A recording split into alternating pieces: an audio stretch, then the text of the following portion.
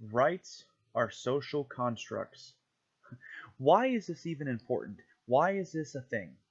Simply put, it is such because people invoke concepts they do not understand, leading to the enslavement of others to which they deny their intentions being. So, what does that even mean? Well, it means that because people fail to clearly define an idea from the most basic roots to its practical applications, there is room for others to unintentionally misunderstand.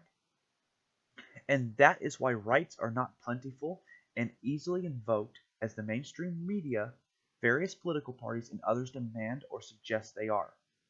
Rights do not exist in the rest of the universe without more complex social structures recognizing the potential benefit of protecting the species from the same species, thus enabling more intellectual freedom and peace of mind to create wealth to infinite amounts instead of limiting it.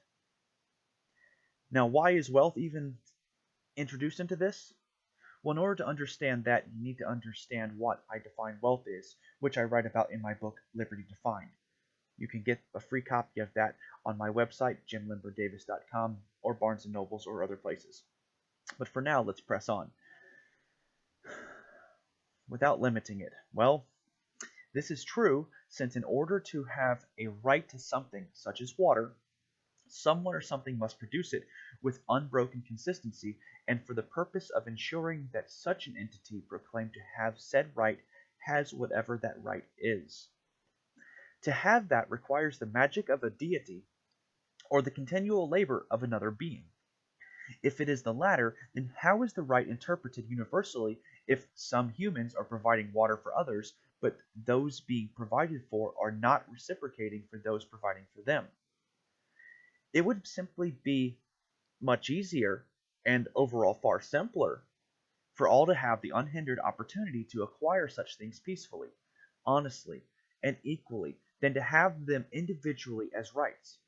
Of course, some people will inevitably be more skilled or able to perform certain tasks with greater success or efficiency than others.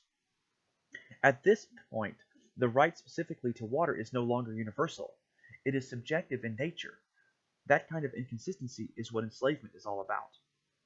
So it is only fair at this point to make mention of the fact that there will inevitably be people who will try to make a monopoly on how someone will buy up all the land with natural water aquifers, similar to what Nestle is doing in California. Well, there is more than one way to acquire water. A quick Google search will show ways to harvest water from the air through condensation methods that don't even require electricity, to desalination plants operated with solar energy, to high-flying fog nets which allow water to condense on it so it can be collected and piped down the tether into a cistern. With all of these options available, the question then transforms from how do we stop people from monopolizing and hoarding water to why don't we know about these things en masse, and why are they not being used more frequently? Answering that question will lead to the regulations and lobbying of government to consolidate power into the hands of corporations.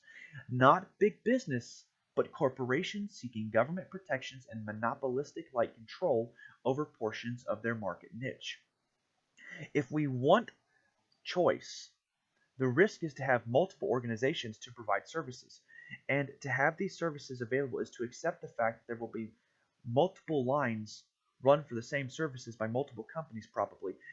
If you look at the example of water company or electric company, cable companies, and telephone companies.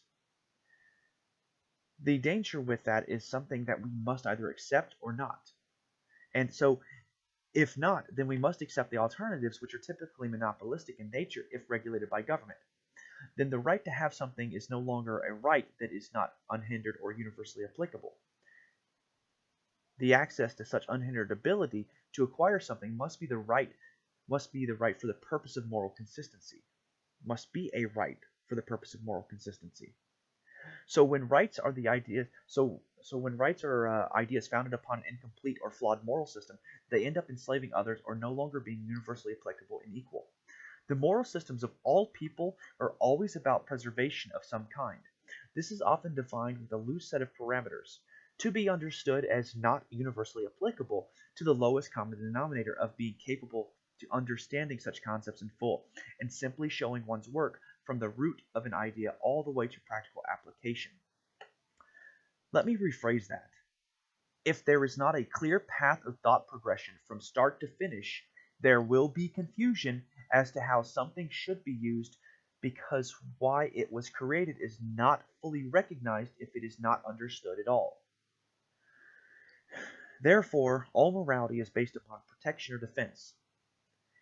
It is morality that devises rights, because rights are the practical application of morality.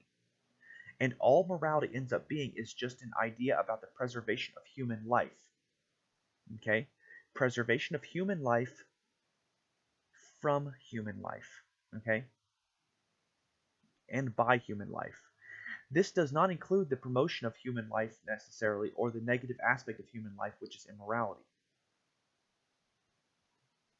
Okay? Morality must be understood as three parts beginning with neutrality.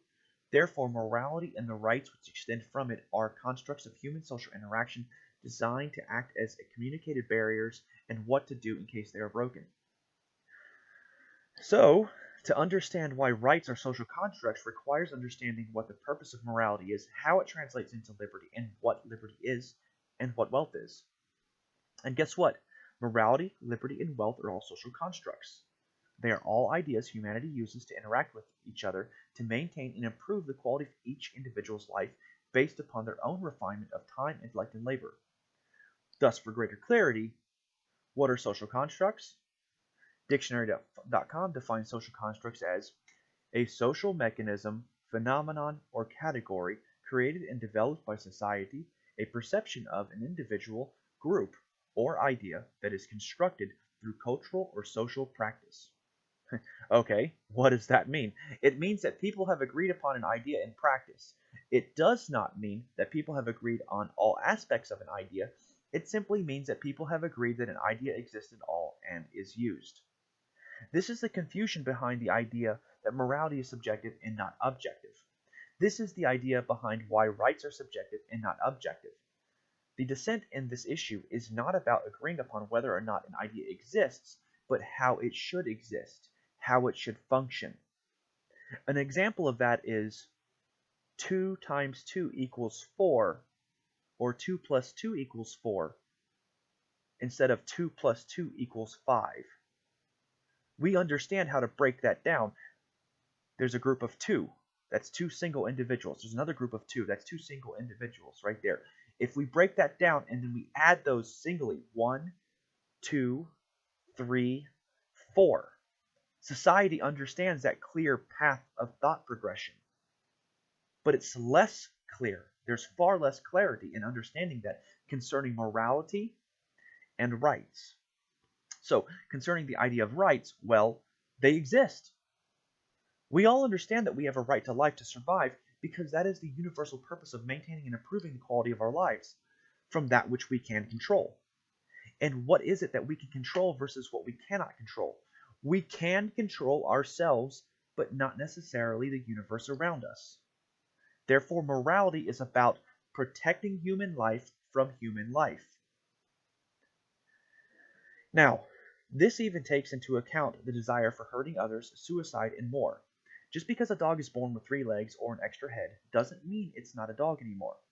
It is still a dog, but with an abnormality to its existence, just as those desiring to hurt others for pleasure or wanting to commit suicide acquired an abnormality in their desire to maintain their lives with a maximum ability to thrive.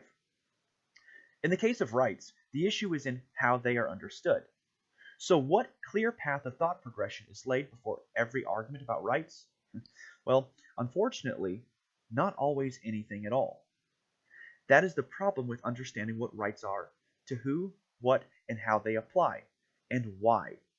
To understand these criteria requires understanding what morality is, and understanding morality will lead to the understanding that there is only one right applicable to all human life, the right to life. Now, I argue in my book, Morality Defined, all reason-capable sentient beings capable of complex communication of concepts are covered under this. What does that mean? It means that when we find alien life, if we can communicate with them and make the time to do so, we can potentially have them on our side to help protect our lives as well as theirs in return. Anyway, the thinking goes like this. All individuals desire to maintain and improve the quality of their lives by refining their time, intellect, and labor. This means we value our lives to varying degrees. But such value matters little, as the default for respecting value of life in others must be 100% until an infraction occurs and the context of it is determined. Was it intentional to hinder, steal, or destroy someone else or their property? If so, what is the context? Is the context self-defense, contractual defense? And if the context is not intentional but unintentional, as in an accident or mistake, do the victim and the aggressor understand this? Moving forward, we then recognize the value others have placed on their lives and acknowledge that. The goal is to reduce the amount of violence and destruction between those of us capable of such criteria as reasoning, sentience, and communication. By showing this respect, we create trust, reduce the stress in our life, struggles to maintain and improve them, and encourage others to refine their time, intellect, and labor to create more wealth. This is the crux of the only right being that to life. The further refinement of one's time, intellect, and labor to ensure others have water, food, shelter, etc., is to enslave or force without being the victim of an act of aggression first to provide such things.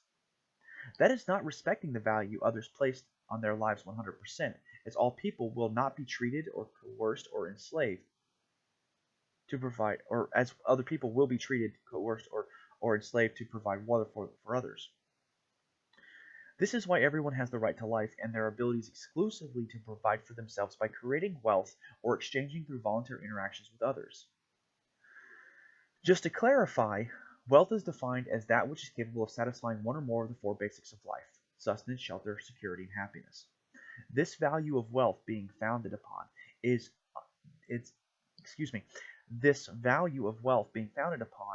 ability to maintain and improve life first. Second, due to its supply and demand. All refinements of time, intellect, and labor are wealth as they fit into one or more of the four basics of life: sustenance, shelter, security, and happiness. In the case of money, such as artificial wealth, and it doesn't typically immediately satisfy one or more of those basics through direct consumption, but indirect consumption, that is known as exchanging it for something else, trade, okay, to buy something.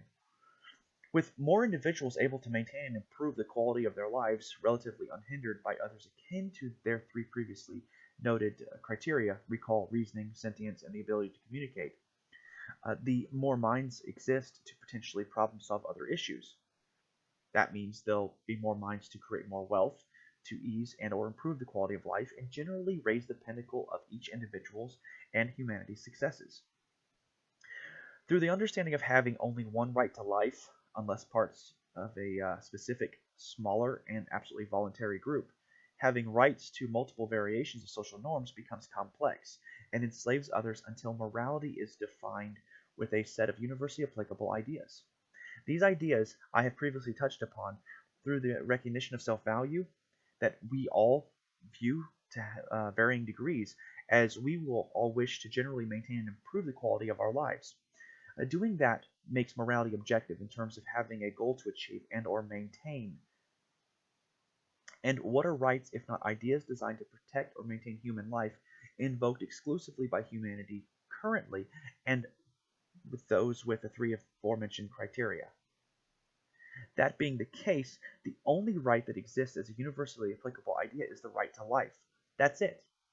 The only area this becomes touchy is in terms of abortion-related arguments. However, through understanding what wealth is, why morality is the creation of peacefully communicated boundaries to avoid hindrances to our abilities in relation to one another akin to us with our three noted criteria, to peacefully maintain and improve the quality of our lives, no one can understand a universally applicable set of concepts. That's important because they're not able to break this down and to put that in a clear path of thought progression. So as you see, rights are social constructs which humanity in various versions of social denominations have tweaked and or failed to fully define as universally applicable, not just accepted ideas designed to maintain human life from other human life. Again, the trouble is in not recognizing that rights generally exist. The trouble is in how they are to function. So for now, I'm going to leave it at this. Feel free to further explore the foundation of how I see rights in my ebooks, Liberty Defined and Morality Defined. Both are available for free downloads, okay? Now, thank you for taking the time to listen. Please like and share this video with others to help make a positive change in the world. Give it a thumbs up. If you're listening to this on YouTube, please like and thumbs up this video, share it, and to encourage more content like this, please visit my website, jimlimberdavis.com, to donate and explore more of my content. Thank you.